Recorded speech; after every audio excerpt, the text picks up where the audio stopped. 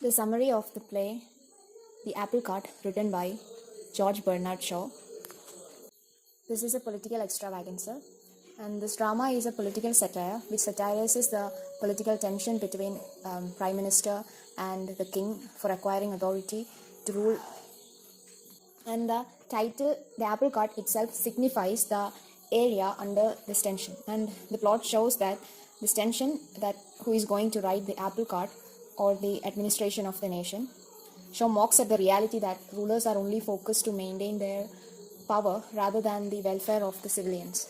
So in this play, we are introduced to the primarily major two characters, and the first one is Magnus. And Magnus is introduced here in this play as the King of England, and the other important character is the Prime Minister of England, and he is Proteus, Proteus. And also we are introduced to some minor characters who are the ministers of England, and they are Pliny, Nicobar, Cassius, Balbus, Boanerges, Amanda, Lysistrata, and Jemima is the Queen of England, and Orintia, she is the king's mistress. So here we can see the king is Magnus, and he has a wife and queen, and he also has a mistress, and her name is Orintia. And we're introduced to Van Hatten, he's an American ambassador, and these are the major characters in this drama. Now let's move into the summary of this drama. So as I said before, that this drama is a political satire, so we could see some comical elements, as well as we could relate it with the rule of a constitutional monarch. So we could see in this chapter, England is portrayed as a constitutional monarch, and hence we could see the presence of Prime Minister as well as the King of England. So since they both were rulers, we could see that there are some contradictions in their opinion regarding the same matter. And we could see that the Prime Minister is not willing to be under the control of the king, and vice versa. That is, so does the king doesn't want to be under the control of the Prime Minister. So the king does something from his part, that he is conducting public gatherings, and he's making political speeches, and he is making interviews he's making press meetings, and all of these are regarding political matters. So this taunts the Prime Minister, because he is currently ruling the England, and the king is making public gatherings and making political speeches and press meetings, which is entirely kind of an opposition against the Prime Minister. So the Prime Minister is getting very worried about how this will go, and he's wondering whether the Prime Minister is making false allegations against him. And yes, the Prime Minister believes that the king is making false allegations against him and his rule, and he is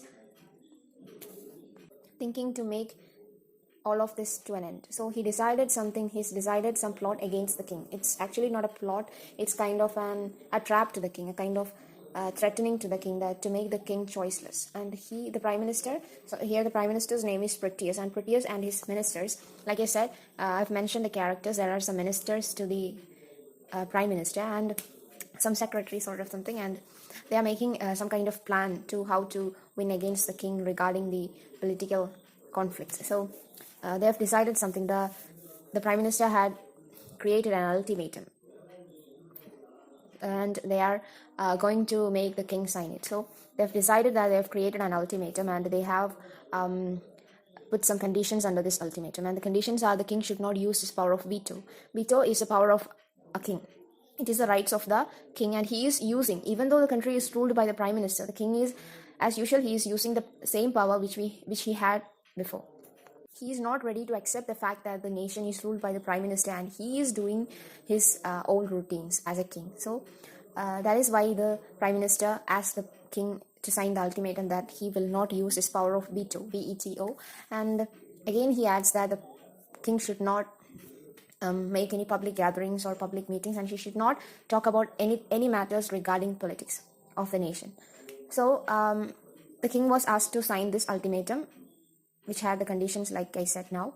And if the king does not sign the ultimatum, Proteus had threatened the king that Proteus will resign his position as the ruler of the nation, and he will accuse the king for his resignation. So Proteus decided to threaten the king that if the king does not sign the ultimatum, he will resign the position, and this resignation will fall as an accuse against the king. So the king was choiceless. So he was very worried and he just asked for some time to think. So they granted till evening 5 o'clock. So the king left the place and he went straight to Orintia. Orintia is the king's mistress, like I said in the character list.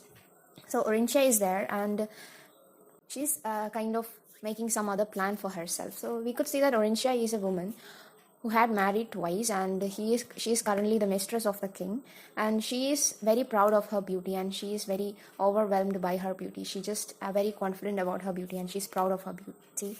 And she asked the king, she has decided something for herself. She decided she wants to be the queen of the England. So she asked King Magnus that to leave Jemima. Jemima is the current queen of the King Magnus, and Orintia asked him to leave Jemima and make Orintia the queen of England. So this makes the king mad. He just he just shouts at her because he says that I come here for just a relaxation. He says that I'm not into you, or you won't be the queen of England, and Jemima will always remain the queen of England, and you are off only for relaxation, the king suddenly said, and Orintia was left back. And also at parts of the play we can see Van Hatten, the American ambassador, approached the king with a new proposal that the king have to come in terms with some alliances which is put forth by America, so that they'll join hands with the king to fight against the prime minister's ultimatum. But by doing so, the king will have to agree with the policies of America, which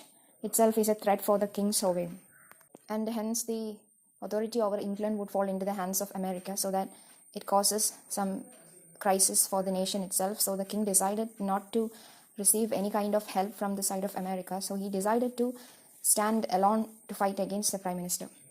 So when it is about the time for the king to declare his decision to the prime minister, instead of agreeing with the ultimatum, the king Magnus had other ideas.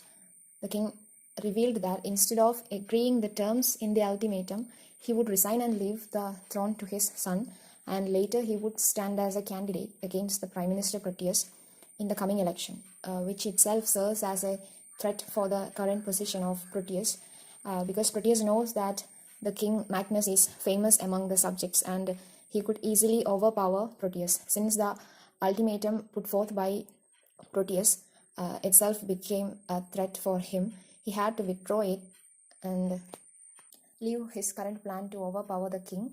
So here we could see that how witty and clever the king Magnus is in making decisions regarding the administration and maintaining his authority over the ministers of the kingdom. So we can see that finally the apple cart is being driven by the king. And what I explained is a short summary of the drama. And I would say it's always better to read the actual drama so we can understand the actual essence of each dialogues and how the plot is going. Thank you.